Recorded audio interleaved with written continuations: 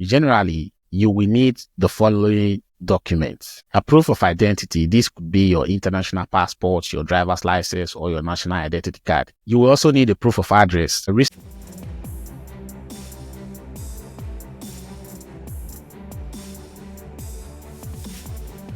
Hello, welcome to the Nigerian Investors podcast, the unofficial podcast that tracks and reports on the activities of the Nigerian boss. My name is Mudi, and with my colleague IE, we will be hosting this podcast. TNI podcast is dedicated to stimulating a renewed enthusiasm among the general population with regard to the activities of the Nigerian Stock Exchange. Ultimately, the goal of TNI is to see that many Nigerians from all walks of life, both at home and in the diasporas, become active participants on the floor of the Nigerian Stock Exchange. Before we go further, we would like to place on record, TNI podcast is solely for educational purposes and not a replacement for professional financial advice. Let's begin.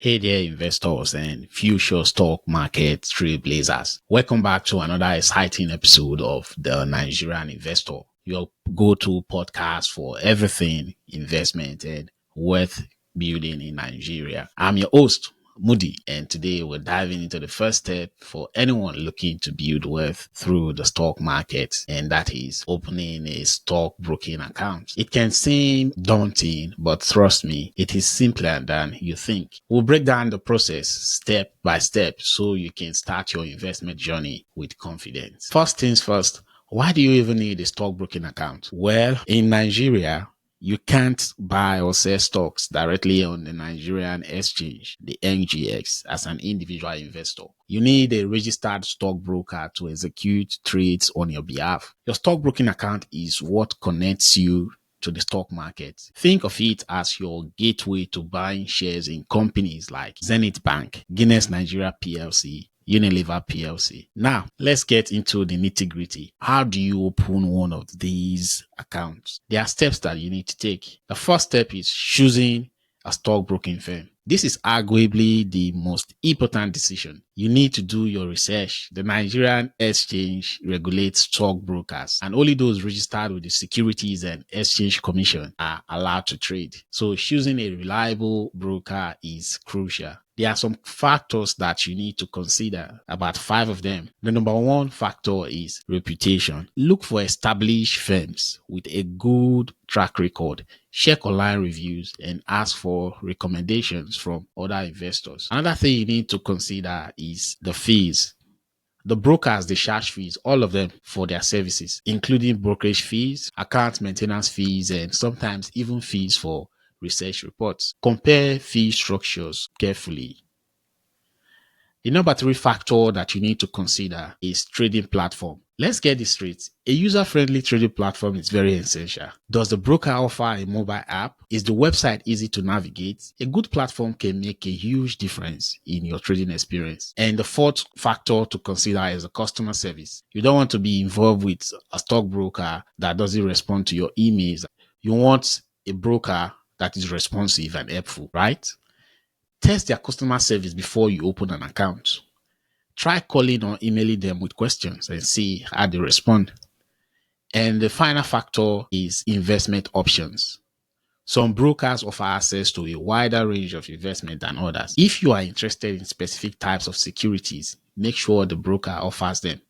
What I mean here is that all stockbrokers give you the access to be able to buy and sell stocks, but some give you access to buy other instruments like money markets, ETFs, and all that. Now, let me share my personal experience. I've used a ton of different stockbrokers over the years, from Cashcraft to Greenish Securities, United Capital Securities, ARM Securities, and Coronation Securities. But right now, I use Meristem Securities, Cardinal Stone Securities via a third-party app called Yosha. And I also use Ape Asset Securities. Each of these brokers has its pros and cons. Apex Securities has the lowest fees and commissions among the three, but there is a catch. They only operate through an online platform with no quick time fund deposit option. You must fund your brokerage account via their bank and email proof of your payment, which can delay your trades. Meristem Securities also requires you to fund your account manually, but they offer a quick fund option within their online brokerage platform. Plus, they have a mobile app, which makes trading more accessible. Cardinal Stone Securities. Remember, I use Cardinal Stone Security via a third-party app called Yosha. This one stands out because it allows both quick funding and direct bank deposit. However, they only offer a mobile app. That's Yosha, not Cardinal Stone, which may not be ideal for everyone. In addition to these three stockbrokers that I currently use for active trading, here are some well-known stockbrokers in Nigeria. Chape E. Denham Securities Limited, Cordros Securities Limited, FBN Quest Securities Limited, Stanbic IBTC Securities Limited, and United Capital Securities Limited. For a full list of accredited brokers, visit the NGX's official website at ngxgroup.com. So, when picking a stockbroker, consider your trading style. Do you need instant funding? Are low fees your priority? Or do you want a broker with a mobile app?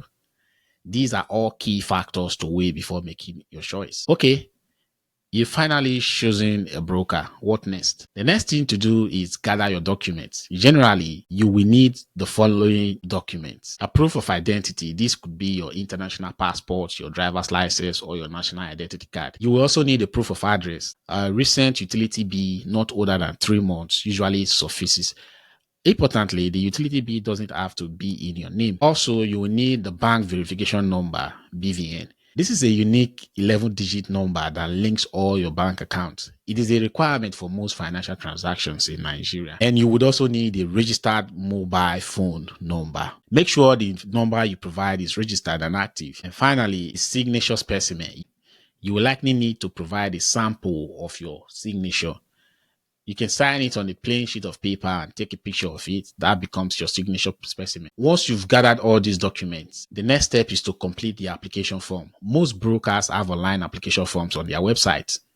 You can also often download a physical form and submit it in person. Be prepared to provide detailed information about yourself, your investment experience, if any, and your financial goals. Now, here is where things get interesting.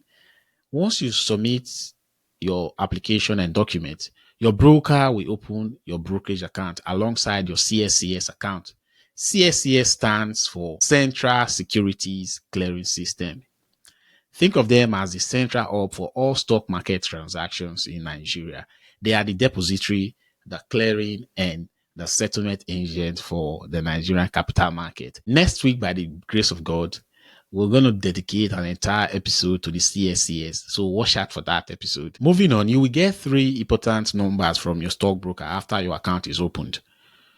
Your brokerage account number, your CSCS account number, and your clearinghouse number, or CHN.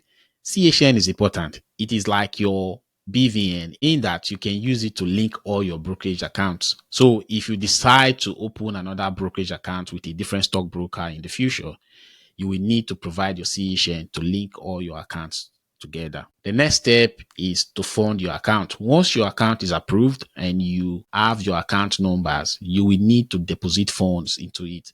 Most brokers offer various funding options. They include bank transfer, online payment, and sometimes even check deposits. Check with your broker about the available options and any associated fees.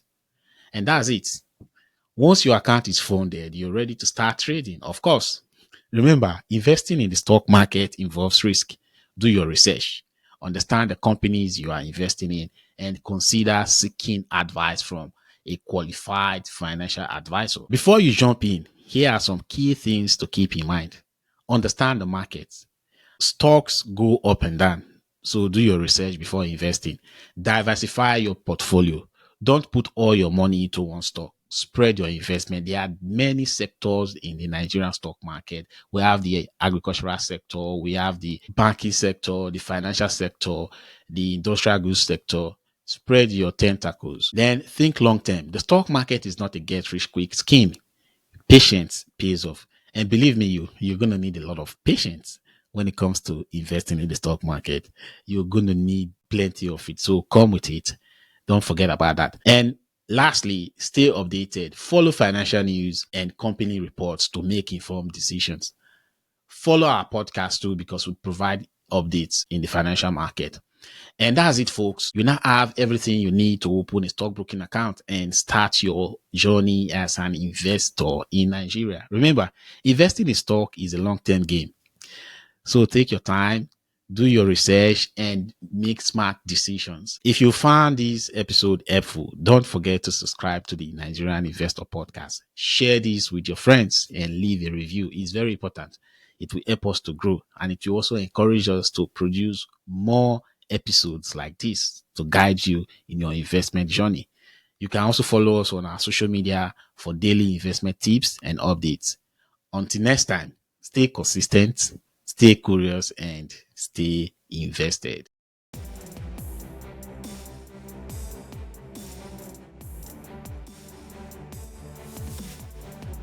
Thank you for listening to another episode of the favorite podcast that brings insight to the Nigerian stock market. We hope you enjoyed today's episode. To get more episodes like this, follow us on YouTube, Twitter, Facebook, Instagram, TikTok, Amazon Music, Apple Podcasts, Spotify Podcasts, as well as on our website. All this information is available in the show note below this episode.